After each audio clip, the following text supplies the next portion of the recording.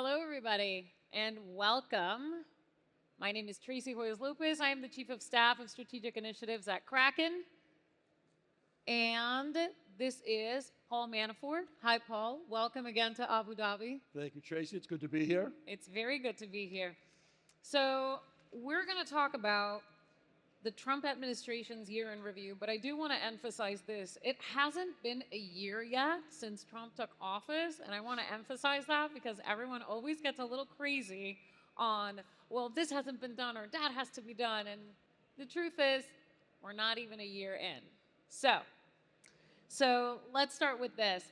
At the very beginning of everything, so last year you and I took the stage and we talked a little about, the beginning of the movement, what got us into the door, which was you, with President Trump. So David Bailey led this movement of bringing Bitcoin to the president, and we changed the industry, really. We're able to stay in the United States. We're able to work now in our industry. But walk us through when this all started. I think it was back in February. Right. It was February of last year as the campaign was just getting into a pace where we were defining the differences between President Trump and President Biden. And as people in this room understand very clearly, the Biden administration was very much targeting the crypto industry and Bitcoin in particular, and going after pushing the industry offshore and trying to criminalize the activity. And Trump recognized the problems that the crypto industry was going through, and made the point to me in some early conversations that he understood this whole concept of the financial system in the United States trying to maintain their grip on control of banking and debanking those who didn't agree with them politically or philosophically. And in fact, he had experienced in the lawfare that he was experiencing with the Biden administration going after him criminally, the problems of debanking, and felt that if they can do it to me, they could do it to anybody, and people would have a hard time. So when we raised the issue of trying to bring the crypto industry onshore, he was very receptive. And David Bailey was one of the critical early people we brought in to talk with him and explain to him the details of it, which he immediately got. And after the first roundtable we had with him, he was all in. And in fact, we were putting together the framework for him announcing his commitment to Bitcoin when he was doing an event in Mar-a-Lago. And while I was in Washington in a meeting, I got a phone call saying President Trump just announced that he's for bringing crypto onshore. And he got ahead of us a little bit because he wanted to get the message out. He was so excited. And he spent the whole campaign really getting more and more involved in what the issues were. And right after his convention in August, when he was nominated, he came to Nashville, spoke at the Bitcoin conference, and laid out a 10-point plan that he wanted to implement as president. And that 10-point plan is in the process now of becoming a law in the United States, and the new financial framework to create alternatives to the traditional banking system. So I have to say, I'm not a fan of politicians, but I love President Trump because he's like the anti-politician. And the one thing I love the most about him, of course, is the fact that what he promises on the campaign trail, he follows through with. Well, not only that, he makes his staff give him a weekly update on his key campaign promises of where the administration is now on what's going on. And in his inaugural speech on January 20th, he basically committed in the speech to bringing crypto into the financial system, and that he was going to do that. And on January 23rd, 3 days into office, he issued his first executive order where he basically said that crypto is now a part of our financial system, and we're going to, through executive orders, he began to bring on board the concept of self-custody, the warnings to the banking system of not penalizing people who wanted to have non-traditional means of financial transactions. That was 2-3 days into office, and then it's been a steady stream ever since then of executive orders that basically in July culminated with the Genius Act and some other pieces of financial legislation where the Congress, under the direction of President Trump, adopted a lot of his executive order fiats on how crypto was now going to be viewed as an alternative, but still be part of our economic system. He created a digital Fort Knox, as he called it. Yeah, let's go through Trump's promises. Let's see. So we've got, so it was the end of Biden's war on crypto. That was around January 23rd. That was the executive order that he signed. Right. And they declared it. The war on crypto is over. In fact, Caroline Levitt consistently repeats and reminds us that the war on crypto is over. Then we've got the support for self-custody and rejecting Elizabeth Warren, and that was also on the January 23rd executive order, and which is, it backs private wallets, and there's no statute yet, but that's in progress. Now, fire Gary Gensler, that was, I mean, that got the biggest cheer at the Bitcoin conference. I think he said it twice because he got such a cheer that he wanted to hear the cheer again. One of the most important things he wanted to do when he took office was to get rid of Gensler and to bring somebody in who understood the dictate of the new administration, which was going to be to accommodate the creation of a digital currency framework, which is what we're in the process of doing right now. But he makes us go through his campaign list of promises, which I think you have up a number of them on the board, almost every week. So then we got Paul Akins in Gensler's position, right, as SEC chair.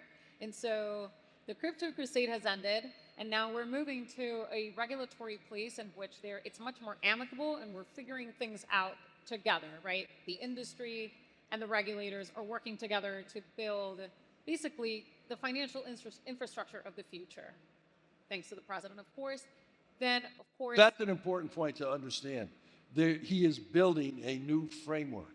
And the fight's not over. I mean, the banks are still out there doing what they can to throw wrenches into the system. Although, you know, in July, Trump sent a warning across the banking industry, saying that he was going to be instructing the DOJ to look at discriminatory banking practices for those people who want to do self-custody, and he wanted legal actions taken if any of the banks, no matter how big, were doing that. 2 days after he made that announcement, Jamie Dimon had a press conference where he said he's now a believer in stablecoins, and he now believes that it's the wave of the future, and he's committing J.P. Morgan to a course where they will be using stablecoins and cryptocurrencies to facilitate financial transactions. Now, but what's funny about that is that at the same time, Jack Mallers got debanked by J.P. Morgan. And so they get the joke, but at the same time, they're still playing games, because in the United States, for those of you who don't know, I mean, we have 50 states. 50 states have their own regulatory structures. So let's go through. So, okay, so we've got Ross Ulbricht, huge news, right? Ross got pardoned, and that's massive because Ross is, for lack of a better way of explaining it, the godfather of Bitcoin. I mean, he gave us the first use cases of Bitcoin through Silk Road. So that was a really big move. And also that did give the industry a lot of faith in him, because nobody ever thought that Ross would be able to get out of prison. I mean, I know his mother certainly fought against it, you know, with everything, but.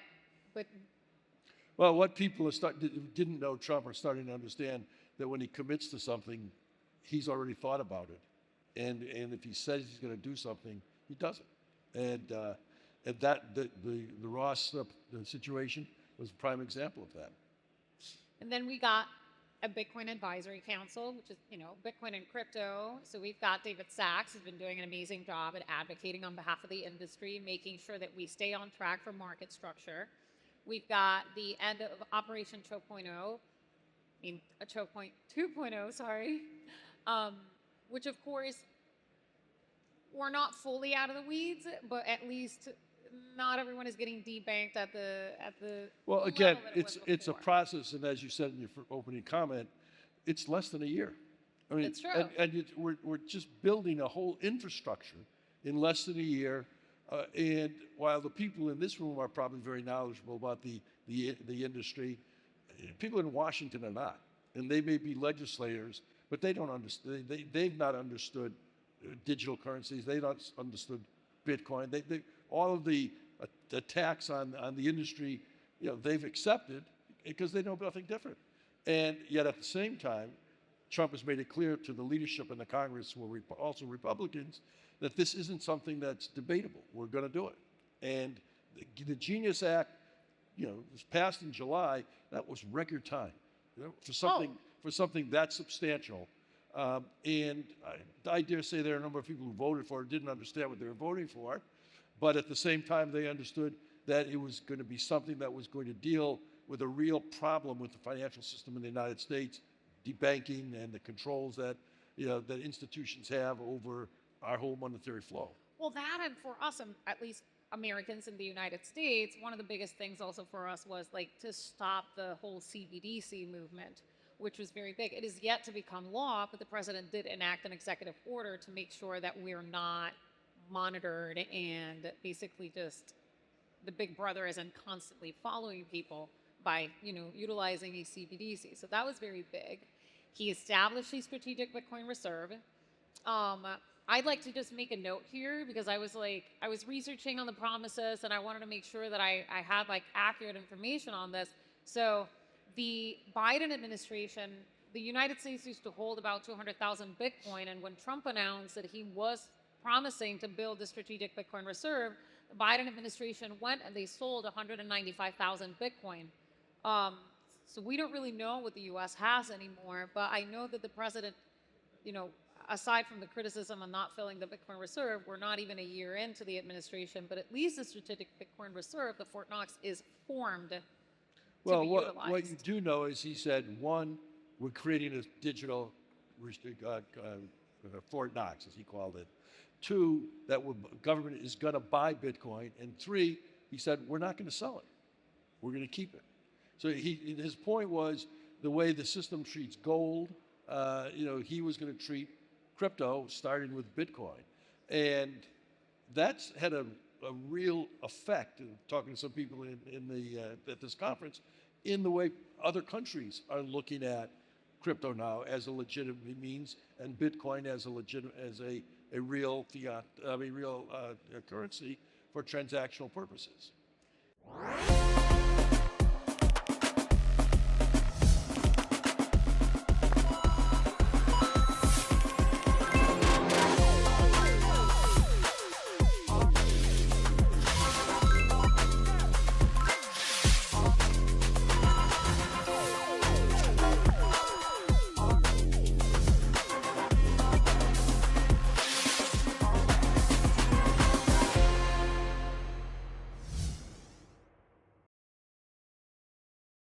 Then we have, okay, I love this one. So the Bitcoin, the mining powerhouse. So this is really interesting. So Ted Cruz, this is in progress, right? So Trump said that he wants to make all the Bitcoin that is mined moving forward from his presidency on to be mined in the United States. Right.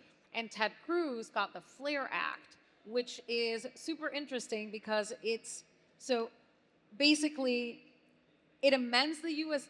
tax code so that any companies that are installing equipment to capture the natural gas while oil drilling is happening, well, they can deduct that and all of the infrastructure. So it's definitely setting the stage for mining in the United States. Of course, Texas at the heart of it. Yeah, I mean, he said to me one time, he said, look, if this is a serious industry, why are we pushing it offshore?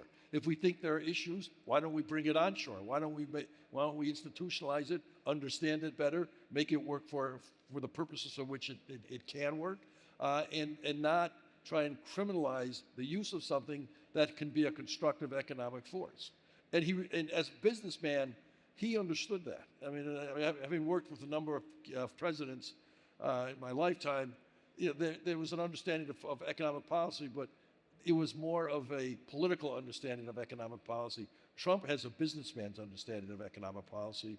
He understands how businesses are affected by, the strong arm of the banking system if you're not part of the inside club. And it felt the trauma of it when they were debanking him during his criminal cases. So to him, it made sense to bring the industry onshore, not just accept it, but to bring it onshore, institutionalize it, have all the pieces become part of our economic fabric. And 11 months into it now, it's already, has roots in the system and is starting to blossom. Then he accepted Bitcoin and crypto in his campaign. That was thanks to you, of course, and you were alluding to that when you found out that the event at Mar-a-Lago announced that.